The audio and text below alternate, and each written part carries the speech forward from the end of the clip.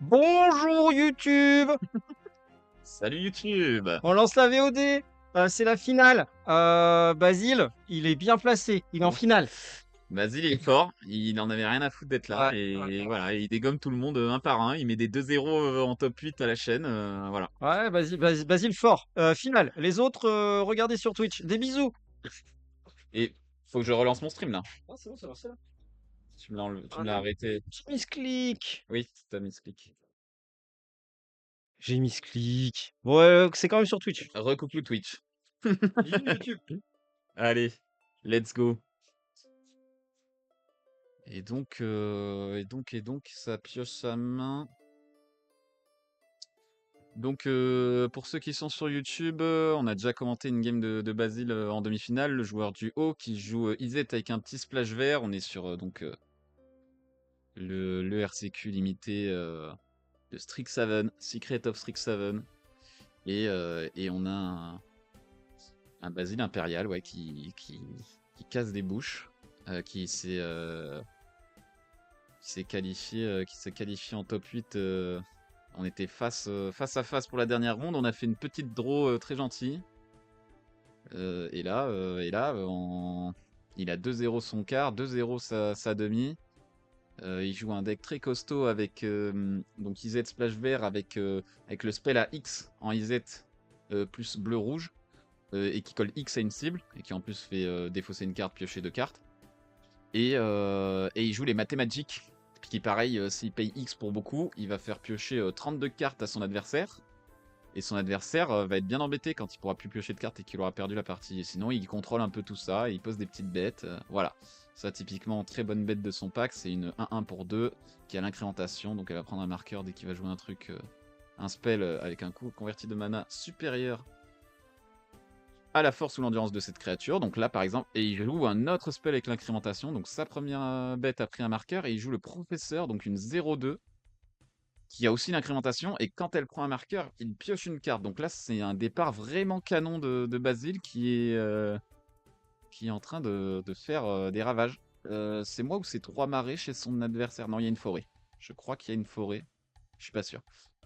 Il a joué une 2-2 qui a un effet, mais qui ne se déclenche pas parce qu'il a pas gagné de points de vie. Normalement, ça met -4 à une bête. C'est vraiment un peu la catastrophe là. C'est la catastrophe. Il joue une tablette, donc son professeur Trigger et son autre monsieur Trigger. Il pourrait même décider au début du combat d'engager sa tablette pour déplacer un marqueur de sa petite créature. Oh là là, il pioche il a un land en plus, c'est exceptionnel. C'est vraiment un départ canon. Il décide de pas le faire. Ah oui, sinon il pourrait se faire trade sa créature. Ok.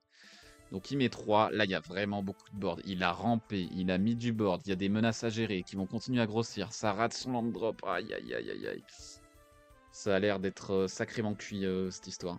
Je pense que c'est un 1-0 rapide, très très net. Très très très net là.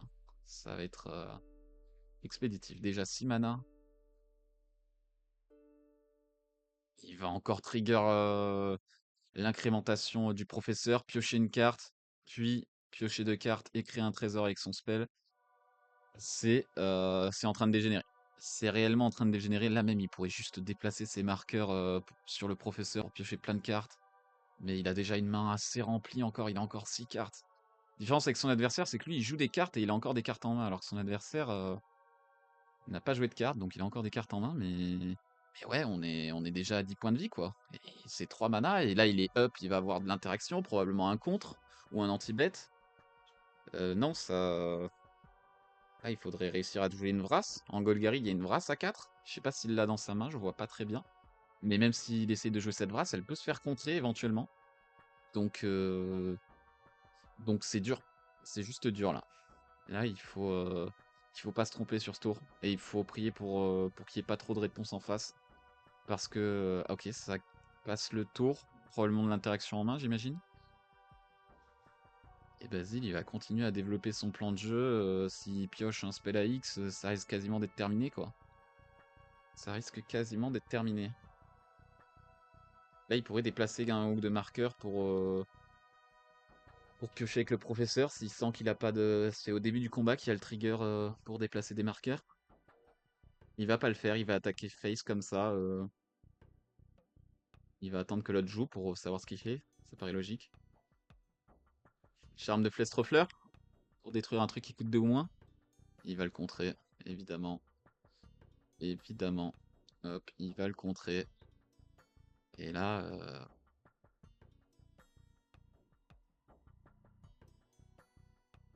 qu'est-ce qui se passe? Je suis pas sûr de ce dont il discute. Je sais pas ce que c'est le contre. Ça a pas l'air d'être un contre de créature. Qu'est-ce qui se passe? Il a pas le droit? Si, si, ok, ça contre. C'est bien. Et du coup, ça attaque. Je crois qu'il a 3 marqueurs sur la 1-1 et 3 aussi sur le professeur. Ça ferait 3 plus 4, 7. Il a encore potentiellement de l'interaction en main. Ok, il décide de chum block. Et prier pour faire passer sa Vrasse, peut-être? Peut-être qu'il a la Vrasse? Je crois que la Vrasse, elle demande de payer des points de vie. Il devrait payer 3 pour détruire tous les artefacts et les créatures qui coûtent 3 ou plus. Ah oui, mais c'est encore le tour de Basile, forcément. S'il se met un peu 3 poils, ça pourrait être dangereux.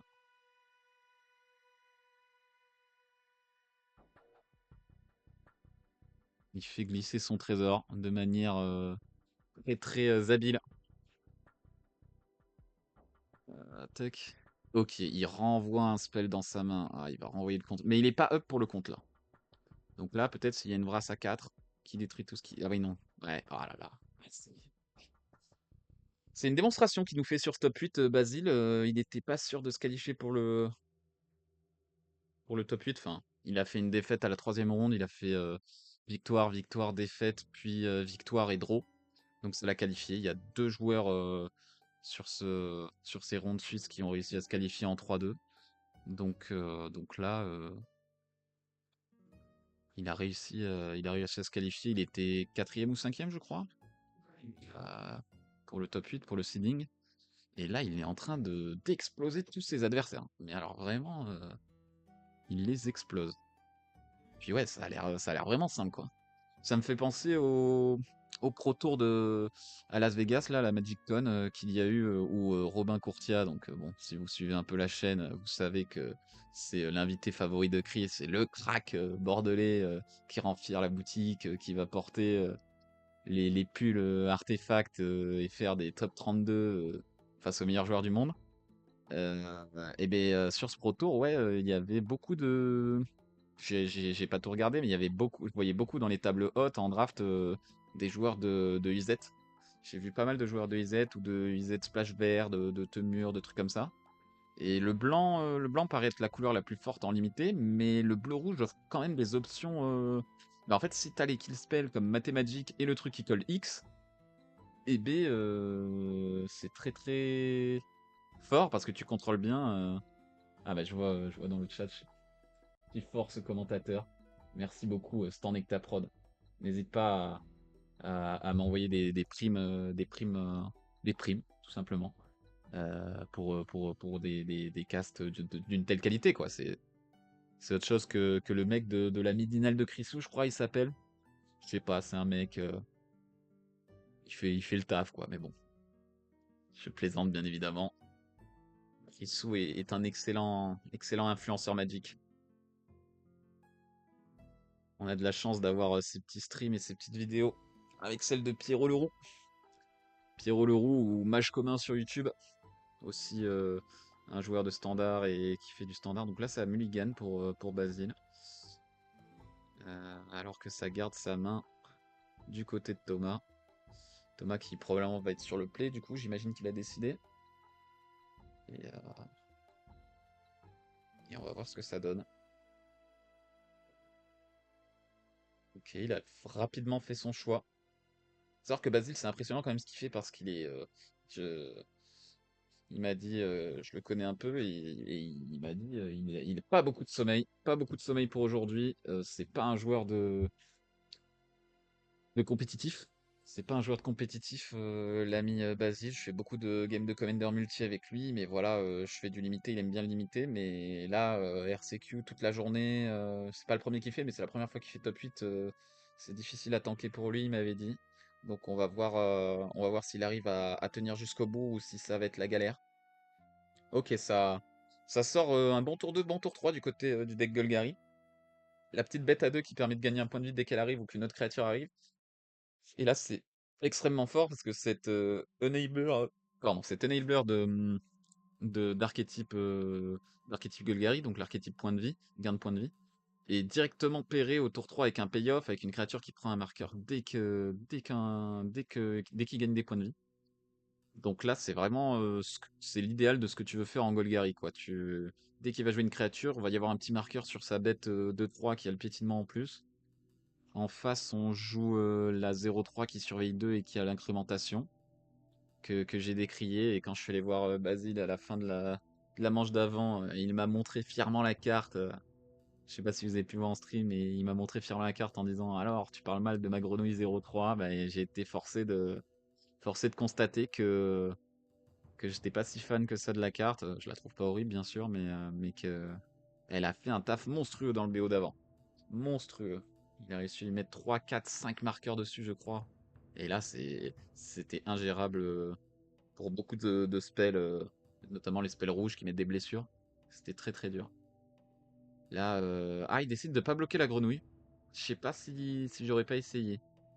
Je sais pas si j'aurais pas essayé de bloquer la grenouille. Ça commence à descendre très très vite quand même. 13 points de vie là. Et puis ce petit... Après, il a rien joué. Ok. Il a rien joué, donc il lui met pas tant de pression que ça après. Il reste up pour de l'interaction. Un gros stock up, ok. C'est lent. C'est très très lent, mais s'il a besoin de ça pour aller chercher ses réponses. On voit beaucoup de cartes actives, pas beaucoup de landes. J'espère qu'il cherchait pas des landes. Mais là, il doit avoir des réponses, au moins poser du board ou encore mieux pouvoir contrôler un peu le board adverse. On va voir ce que ça donne. Je crois que c'est pas aléatoire quand tu mets sous ta bibliothèque avec stock up. Je crois que c'est dans l'ordre de ton choix, je suis pas sûr de ça. Bref, ça ne risque pas d'être très impactant. Peut-être dans 40 minutes on en reparlera et finalement ça aura eu son importance. Tic tic tic. Il a bloqué la grenouille là, c'est ça je crois? Il a bloqué la grenouille. 4. C'est la petite 4-4 de vigilance portée. S'il a gagné des points de vie, elle arrive avec 2 marqueurs sur lui. Donc là, il y a une 6-6 vigilance portée à gérer en plus de la 4-5 piétinement. Ça commence à devenir compliqué cette histoire. Il va falloir claquer un anti-bet là. Il faut claquer un anti-bet.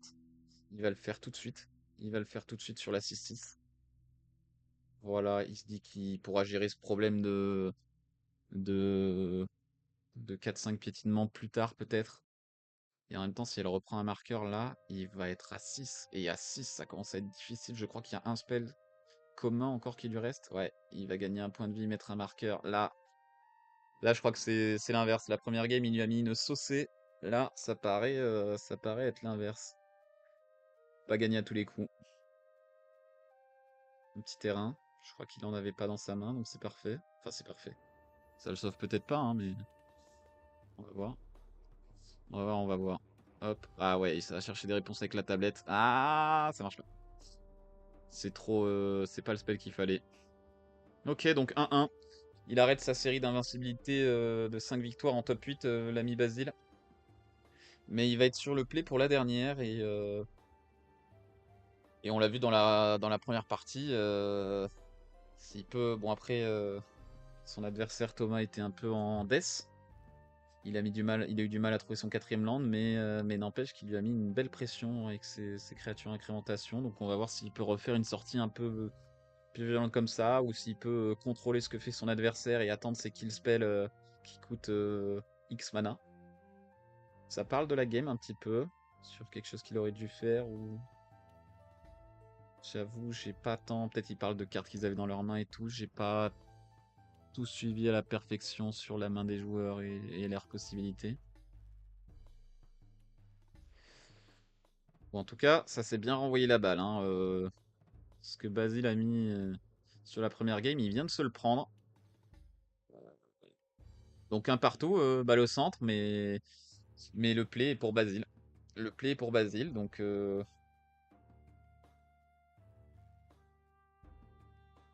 est-ce que c'est une discussion importante? sais pas s'il parle de quelque chose, par exemple un point de règle ou une tentative de triche. Je suis pas sûr, je pense pas, hein. On side des trucs, peut-être des anti-bêtes qui collent 2, parce que la grenouille, elle active vraiment toutes les synergies Golgari. C'est vraiment un enfer cette petite grenouille, ou des anti-bêtes qui collent 3 aussi pour la 2-3 piétinement qui gagne des marqueurs dès qu'il gagne des points de vie. Ça, c'est une sacrée carte aussi dont il faut se débarrasser très vite. Ces deux cartes, c'est des communes en plus, donc tu peux facilement en avoir si t'es en draft. Tu peux t'en faire un petit paquet.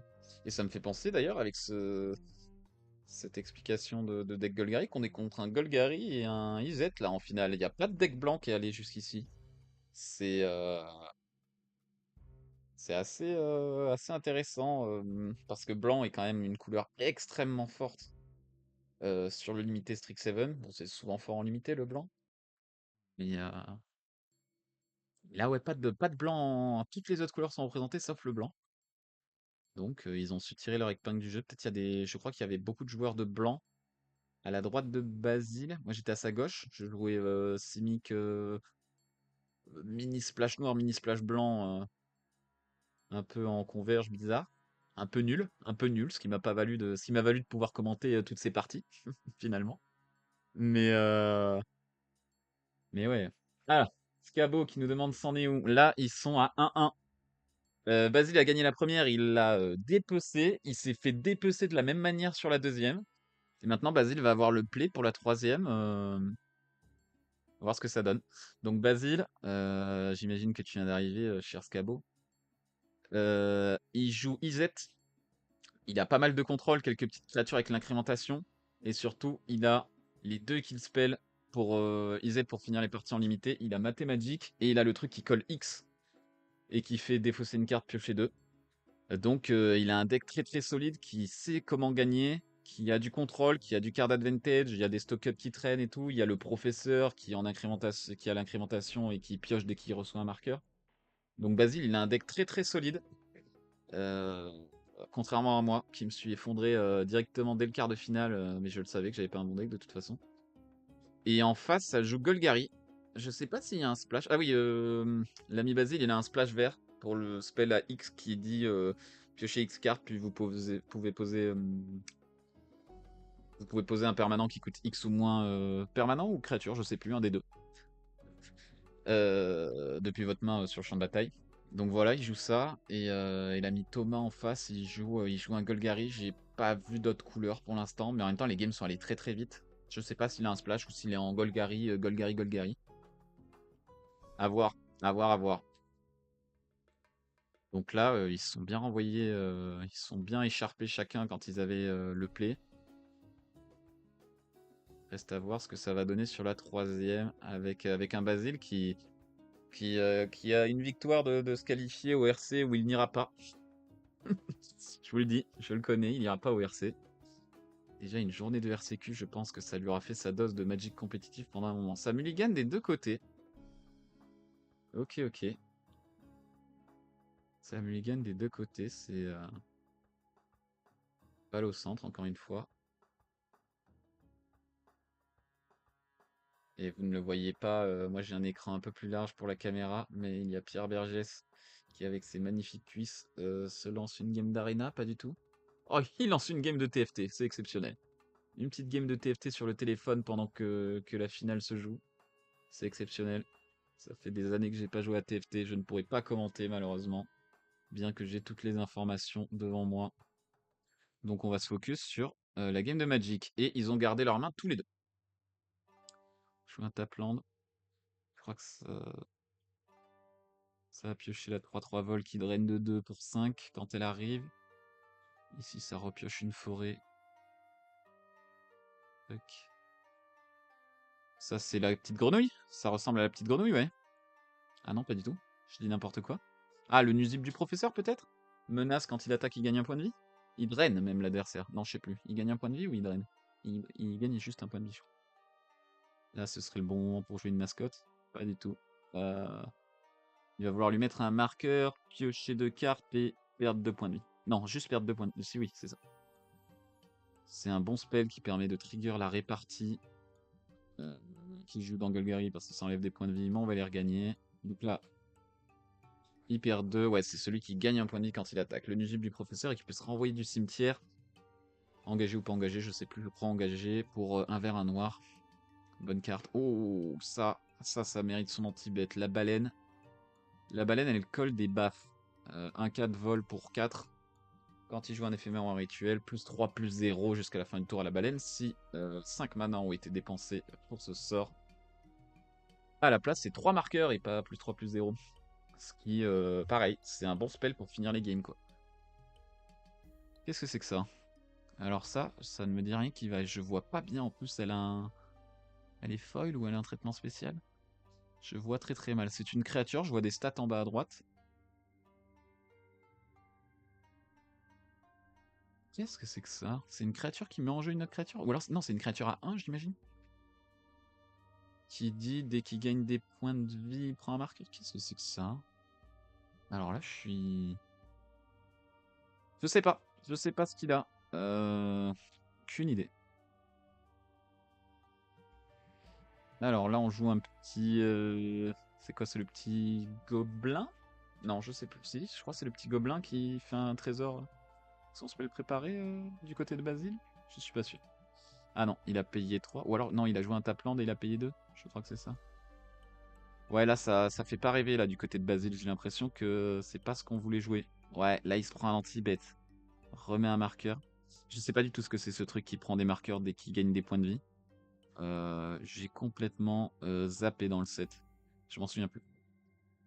Donc là, ouais, la 4 de piètre qui va gagner 2 points de vie, ça va retrigger l'autre truc, ou ça se trigger qu'une seule fois par tour? Le nuisible du professeur, qui gagne encore un point de vie. Ok, ouais, je pense que c'est intéressant de sortir cette 4 de piètre avant qu'elle rentre plus de points. Ça a l'air dur là. Là, il a plus de board. En face, il y a toujours quelques trucs. Après, il a... Ouais, non, il a pas tant de cartes en main, hein. Il passe. Ah, c'est dur là. C'est un peu dur. Et là, il pourrait jouer le truc qui le draine de 2. Peut-être qu'il va vouloir attaquer d'abord. Non, je pense qu'il va jouer le truc qui le draine de 2, peut-être. Ouais. 3-3 vol qui draine de 2. Il va le contrer. Parfait. Enfin, parfait. C'est important quand même de pas... Mais c'est quoi Oui, non. J'aimerais vraiment savoir ce que c'est cette créature. Ben voilà. Elle retourne dans la main. Et il surveille un avec ça. Là, on aimerait beaucoup dégager un land. Ou piocher le spell vert qui fait piocher X cartes. Ok. Il le rejoue. Toujours aucune idée de ce que ça fait.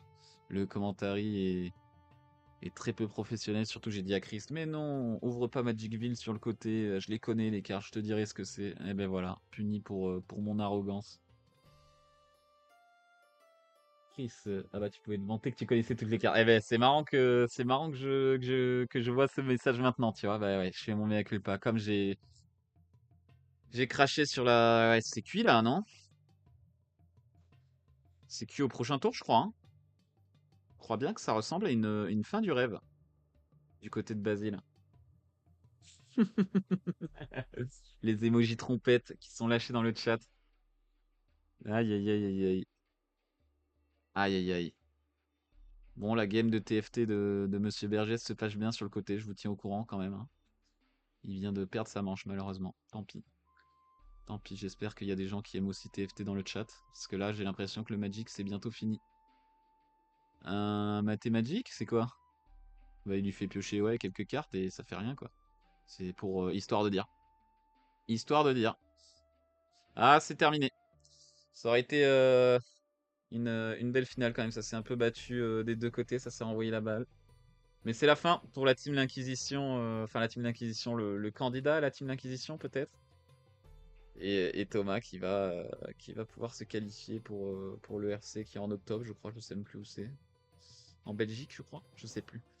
Voilà. Eh bien, écoutez, merci beaucoup d'avoir suivi ce stream. L'aventure est terminée pour ce petit RC. Très sympa. Et puis n'hésitez pas à nous retrouver. On rappelle, Midinal de Crissou, les mercredis à 12h15. On va avoir le DC News, je crois, c'est à 14h le vendredi. Et Stan qui tape le carton. C'est le vendredi soir à 19h45. Voilà, je suis très professionnel. Je fais tous les promos et tout des différents chefs. Allez, bye bye tout le monde.